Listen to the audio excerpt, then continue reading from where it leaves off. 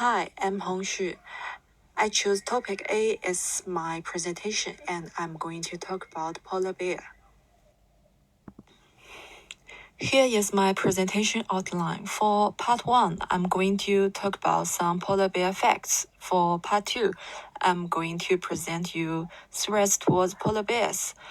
In part 3, I'm going to talk about polar bear viewing tourism industry in Canada and how Canada conserves polar bears. Part 4, I'm going to have some suggestions. Some facts about polar bear. The polar bear is the world's biggest bear and it's a top predator. Polar bears rely heavily on sea ice for walking, hunting, resting, and mating. However, due to continuing loss of sea ice due to climate change, the population of polar bears decreased rapidly. It was tagged as a vulnerable species in the United States under the Endangered Species Act in May 2008. As their sea ice habitat recedes earlier in the spring and forms later in the fall, polar bears are spending longer time on land, so they are often attracted to areas where humans live. Therefore, human and polar bear will meet and conflicts will occur sometimes. So after listening those pathetic facts, let's hear some fun and surprise facts. So polar bear is white. Actually, its skin is black, fur is transparent, and it also has a blue tone. Climate change is the biggest threat towards polar bears. Temperatures in the Arctic are rising at least twice as fast as the global average, and sea ice cover is decreased by nearly 4% per decade. Polar bears' primary habitat is sea ice. They use it as a platform to hunt food. All 19 subpopulations of polar bears have experienced some degree of ice loss. Scientists have found this can result in a decline in body condition. They will have lower average weight and malnourished. Warming also has been linked to increase in contamination and exposure to diseases. Unusually warm weather in winter can cause dens to collapse, which female polar bears build to birth and protect their young offspring. Scientists also predict that there's a 70% of chance the global population of polar bears will fall by more than a third within the next 3 generations. What makes worse that is recently the oil and gas business is increasingly moving into the Arctic, which deprives polar bear habitats. When polar bears touch oil spills, their fur will lose ability to keep warm than before. The polar bear must use more energy to keep warm by hunting more food, which is hard for them. Polar bears also have chance to ingest oil through eating contaminated prey. The ingested oil can cause liver and kidney damage, which has a long-term toxicity. Since the majority of polar bears living in Canada has an important responsibility for the research, conservation, and management of it. Furthermore, Canada accounts for nearly 17% of world's legal harvest of polar bears, as Aboriginal people harvesting polar bears is a tradition. Therefore, Canada requires more diligent management than other nations. In terms of national cooperation, the international response to polar bears conservation resulted in the Agreement on the Conservation of Polar Bears in 1973 by the 5 range nations with polar bears under their jurisdiction. Canada also signs bilateral agreements on the management of polar bears. USA and Greenland has signed this agreement.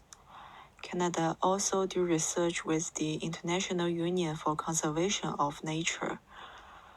In terms of provincial and territorial government's action, they have the primary responsibility for most management activities, including harvest management, setting quotas for indigenous people to hunt, dealing with human-bear conflicts, habitat protection.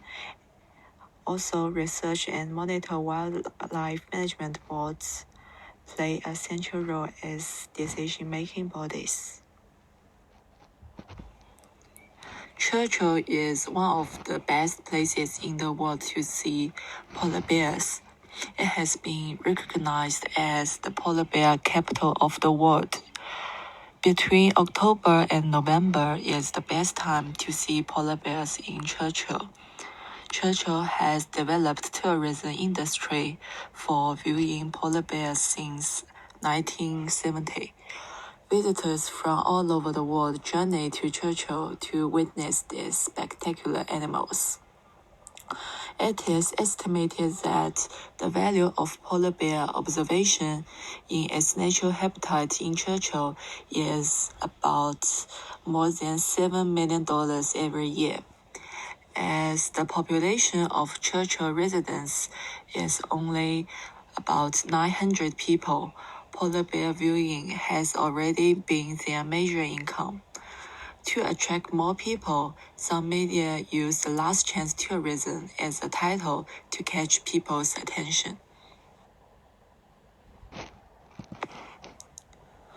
Manitoba lists the polar bear as threatened under the Endangered Species and Ecosystem Act and as protected under the Wildlife Act. Manitoba has a robust legislative and policy framework in place for the protection of polar bears and residents of Churchill. Manitoba does not permit the harvest of polar bears in the province for either recreational or commercial purposes. In terms of polar bear tourism, the number of commercial tour operators and the number of vehicles permitted on the high-use areas of the townsite continues to be restricted. Also, there is a Polar Bear Alert Program. This program is applied to minimize the possibilities of unsafe or unexpected interactions between people and polar bears. So we can see in Churchill there are various ways to conserve polar bears. So most tourists traveling here for fun, this viewing experience also gives them some insights. Vast majority of polar bear viewing tourists agree that humans are contributing climate change. They also acknowledged that polar bears are being negatively affected by climate change. They also acknowledge that, in fact, the values that polar bears are vulnerable to climate change is a kind of motivation for them to travel to Churchill to view this species. They want to see real polar bears before it's too late. However, they do not understand how their behavior contributes to future climate change. 30% of tourists do not understand that air transportation contributes to climate change, but 46% of tourists indicated that they will be willing to buy carbon offsets for their holiday transportation emissions. Here, I have some suggestions for the industry, as 46% of tourists are willing to pay offsets. Industry could develop and facilitate an offset program. It is reasonable to based on their departure places.